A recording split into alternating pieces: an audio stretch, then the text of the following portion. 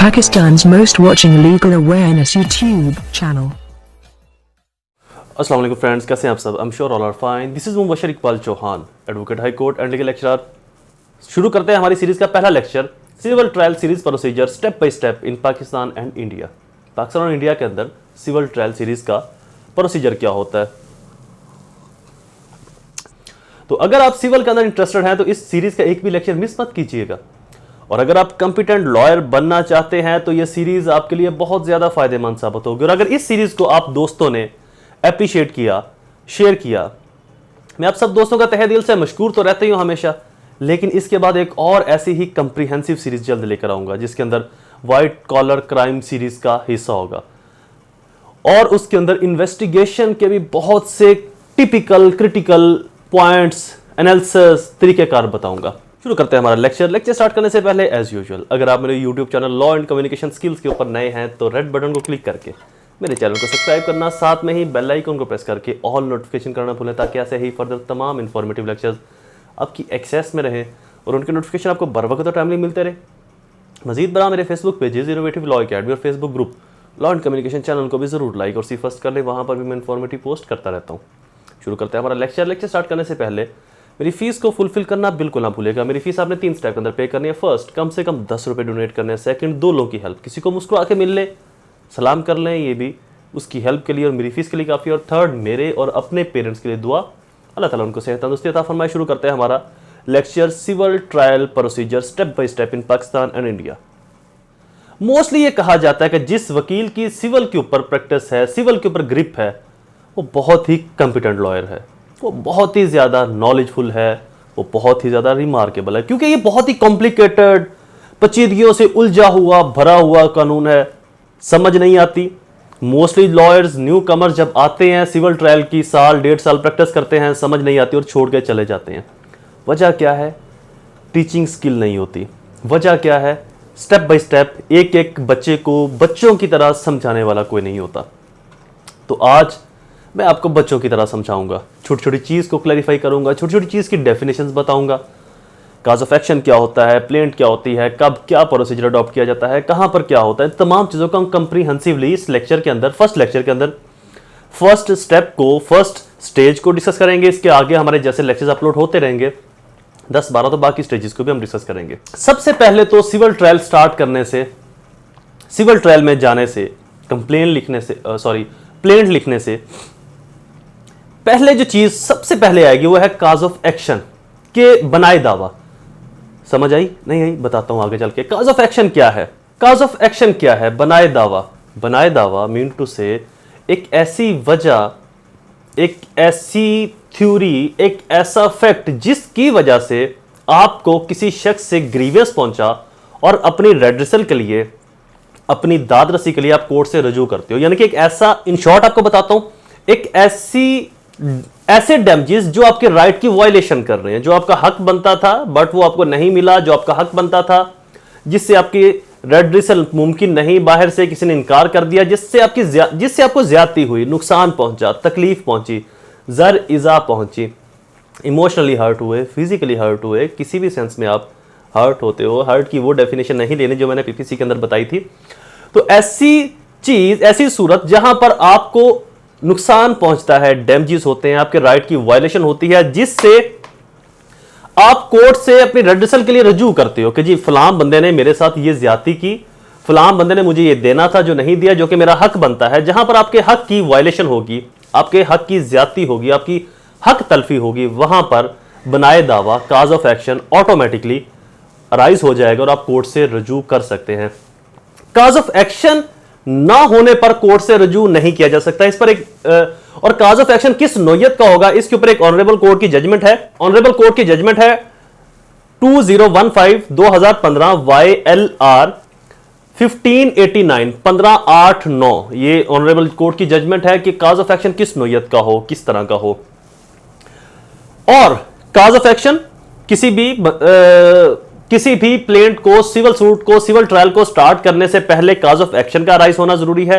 Cause of action का बनाए दावा का, यानी कि ये दावा आप क्यों कर रहे हो, लेना क्या चाह रहे हो कोर्ट से, इशू क्या है, कोर्ट से आप चाह क्या रहे हो, किसने आपके साथ ज्यादती की और ज्यादती किस तरह की है, क्या वो ज्यादती सिविल है या क्रिमिनल या किसी और नोयत की, तो that is a cause of action जो डिटरमाइन करता है कि एक्चुअली आपके साथ हुआ क्या है, किस वजह से आप कोर्ट में आ रहे हो, वो वजह वहां पर लिखनी जरूरी है। इसके बाद जो सेकंड स्टेप है वो है रेडिसल, यानी कि आप अपनी दाद रसी क्या चाह रहे हो, कोर्ट से मांग क्या रहे हो। इस पर भी एक जजमेंट है। यही जो जजमेंट मैंने आपको बताई है, इसके अंदर रेडिसल के बारे में ब्रीफली बताया गया कि आप कोर्ट के पास आ रहे हो और आपको पता ही नहीं कि आपने लेना क्या है कोर्ट से, तो लिहाजा काज ऑफ एक्शन बनाए दावा कि वजह क्या है कोर्ट में आने की, आपके साथ ज्यादती क्या हुई है, और रेडिसल आप अपनी दाद रसी चाह कैसे रहे हो, क्या मांगना चाह रहे हो आप कोर्ट से। इन दोनों पोर्शंस का, स्टेप्स का होना जरूरी है। जब ये दोनों स्टेप कंप्लीट हो जाएंगे, काज ऑफ एक्शन भी राइज हो गया। फॉर एग्जांपल ए एक शख्स है और बी दूसरा शख्स, ए बी से एग्रीमेंट करता है कि जी मुझे फलां आप, और बी की शॉप है गारमेंट्स की, होलसेल की। ए बी को कहता है कि जी मुझे आपने 1000 जीन्स की शर्ट देनी और इसकी एवज मैं आपको 1 लाख रुपया दूंगा। बी जो है वो 50,000 शर्ट भिजवाता है, 50 नहीं भिजवाता। ए जब उसको कहता है कि जी बाकी 50 को कहता है जी मेरे पास बनी नहीं, अपने पैसे वापस ले लो, तो यहां पर ए के राइट की वायलेशन हुई।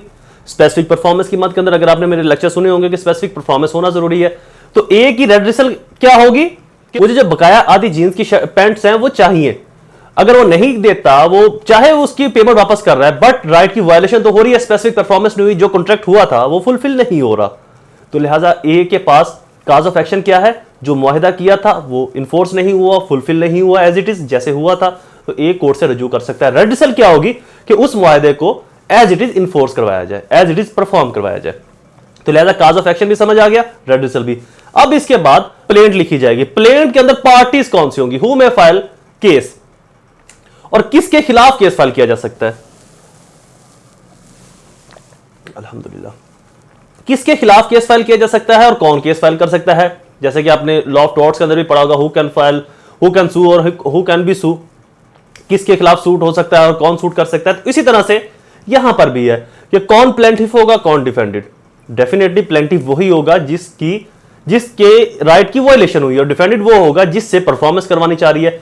अब यहां पर दो पार्टीज होती हैं डिफेंस काउंसिल के अंदर, एक प्रॉपर पार्टी, एक नेसेसरी पार्टी। प्रॉपर पार्टी कौन होती है, नेसेसरी पार्टी कौन होती है, पहले इसकी डेफिनेशन लिख ली प्रॉपर पार्टी की। पहले इनकी डेफिनेशन लिख लें। सबसे पहले necessary party is one without whom no proper order can be effective. Necessary party ऐसी पार्टी जिसके बगैर इफेक्टिव हुक्म जो है, जिसके बगैर प्रॉपर हुक्म जो है वो इफेक्टिव नहीं हो सकता, काबिल तासीर नहीं हो सकता, असरअंदाज नहीं हो सकता। Proper party is one in whose absence although effective order can be made but presence of such party is necessary for complete and final adjudication of question involved in any proceeding। Proper party वो party होगी जिसके खिलाफ कोई question arise हुआ है कि इसने मेरे साथ ये किया है वो किया है, तो उसके बगैर ऑर्डर तो बन सकता है बट उसका प्रॉपर ट्रायल का हिस्सा बनने के लिए, परफेक्ट ट्रायल का हिस्सा बनने के लिए उस पार्टी का होना जरूरी है। फॉर एग्जाम्पल मैंने आपको ए और बी का जो एग्जाम्पल दी अभी, उसके अंदर प्रॉपर पार्टी कौन सी है, बी। प्लेंटिफ तो ए हुआ, ए ने किसके खिलाफ जाना है, बी। अब यहां पर नेसेसरी पार्टीज कौन सी होंगी। नेसेसरी पार्टीज अगर अदालत हुक्म करती है बी को कि जी आप इसकी बाकी आधी जो जीन्स की पैंट है वो फुलफिल करे, वो पे करे, बी कहता मैं नहीं करना, कर लो जो करना चाहिए। तो इस सूरत में जब अदालत किसी एसएचओ को, किसी पुलिस ऑफिसर को, किसी लॉ इन्फोर्समेंट एजेंसी को हुक्म देगी कि इसकी तामील करवाएं या उसकी अटैचमेंट ऑफ प्रॉपर्टी करेगी, तो उसके लिए एलडीए लाहौर डेवलपमेंट अथॉरिटी या किसी और ऐसी प्रॉपर्टी के अदारे को हुक्म करेगी, तो that is called necessary party. जी नेसेसरी पार्टी ऐसी जरूरी पार्टी जिसकी वजह से वो जो हुक्म हुआ है अदालत का वो इफेक्टिव होगा, उसको इफेक्टिव करवाया जा सकता है। या फॉर एग्जांपल बी की कंपनी है जीन्स गारमेंट्स की, एक बी के खिलाफ दवा फाइल करता है और कहता है कि जी इसने फ्रॉड किया तो लिहाजा इसकी कंपनी को भी सस्पेंड किया जाए, और साथ में एससीसीपी को भी पार्टी बना लेता है। Security exchange commission of Pakistan, security and exchange commission of Pakistan, SCCP, जो कंपनीज को टैकल करती है, कंपनीज को देखती है। अब बी भी ए के खिलाफ और एससीसीपी भी ए के खिलाफ ही आ गए ना फॉर एग्जांपल। अब इसके अंदर जो प्रॉपर पार्टी है वो बी है और जो नेसेसरी पार्टी है वो एससीसीपी है। इसको हम सी लिख लेते हैं। क्यों? क्योंकि एससीसीपी के पास इख्तियार है बी की कंपनी को डिसॉल्व करने का, सस्पेंड करने का, टर्मिनेट करने का। तो बी ए ने प्रेयर क्या किया कि जिसकी कंपनी को खत्म भी किया जाए और साथ में जो पार्टी एससीसीपी को बनाया है, तो that is called a necessary party, और जो बी होगा वो प्रॉपर पार्टी होगी।